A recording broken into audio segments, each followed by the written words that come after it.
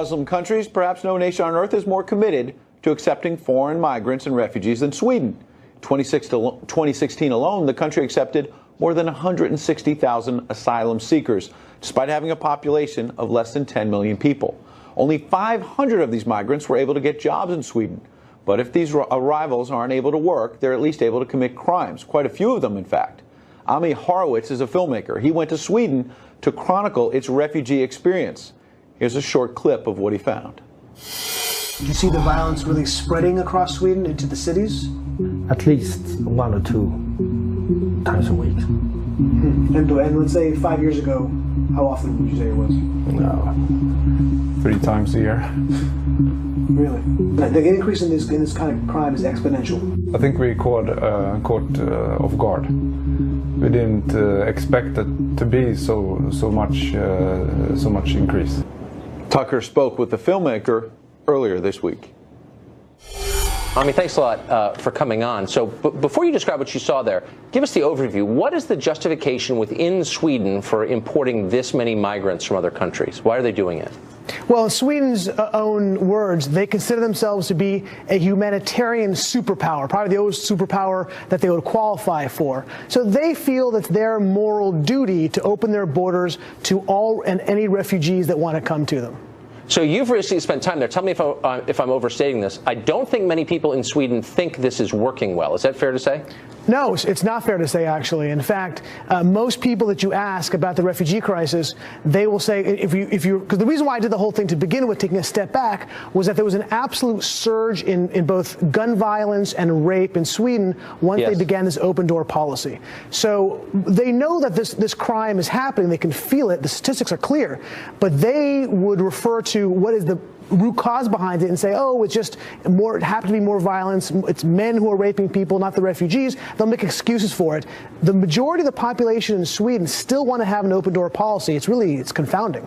Huh, that's remarkable. Now, the statistics on the crime rise that you just referred to, there have been reports in the American press that those statistics are either closely held by the Swedish authorities or they've been manipulated by the Swedish authorities to downplay the role of migrants in those crimes. Is that true?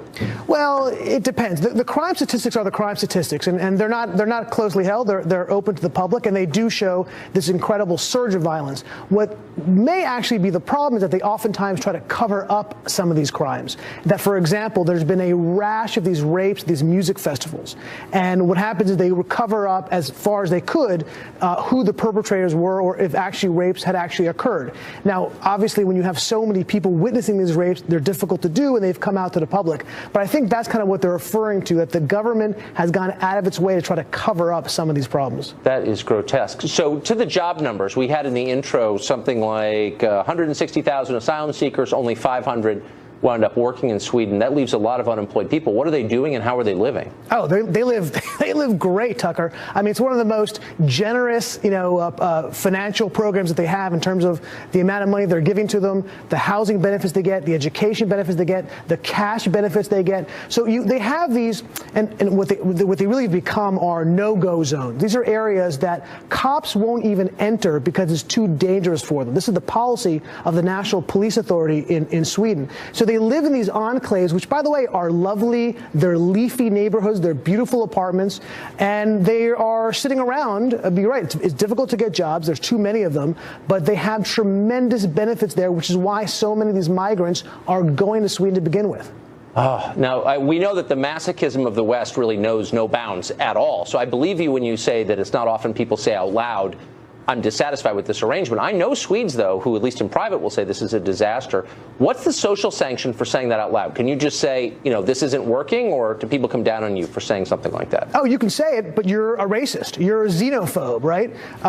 You're an Islamophobe. When I was out there, I remember I was at this kind of swanky party in Stockholm, and I started discussing what I was doing there, and the entire party kind of gathered around me and started yelling at me that all those things. I'm a xenophobe. I'm a racist. I'm anti-Islamic.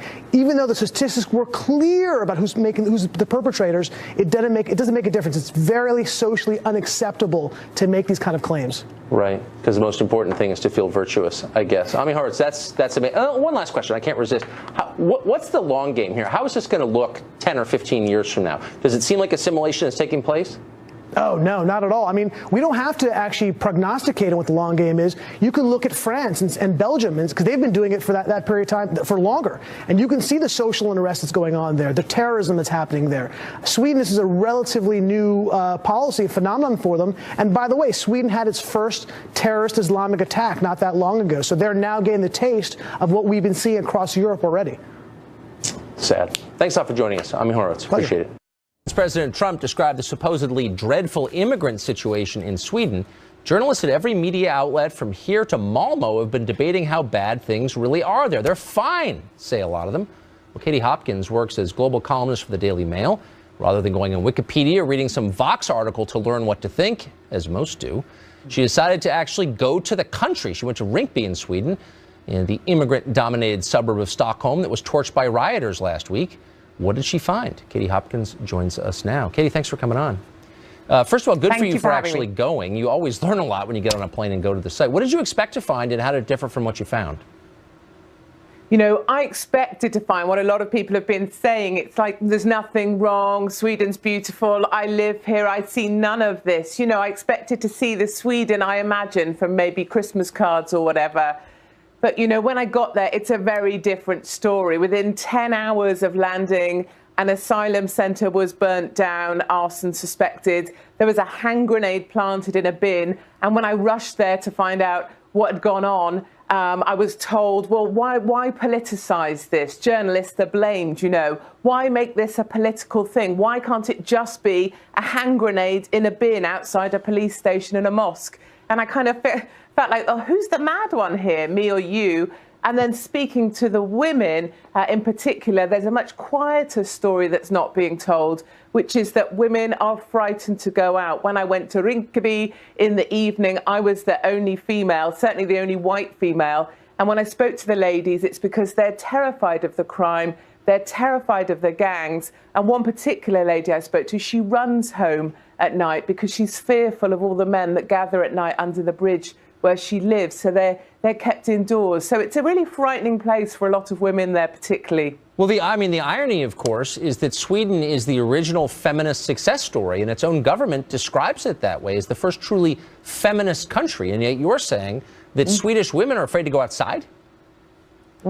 Absolutely, and that was exactly the point that made me kind of mad, you know. I was saying to them, but Sweden's always been the aspiration. You guys have the best maternity leave, the best paternity leave. You're seen as the epitome of a society that's truly evolved. And the funny thing was, after I put up my first article for Mail Online, a lady, a stranger, came over to me in a cafe and she said, you've got to keep going. You've got to keep speaking out on behalf of these women because they have been silenced. And funnily enough, or curiously enough, the lady, let's call her Lucy, that is too scared to go out of her apartment that was broken into last week and she had her car torched, she said she was frightened to have her picture taken because of the feminists.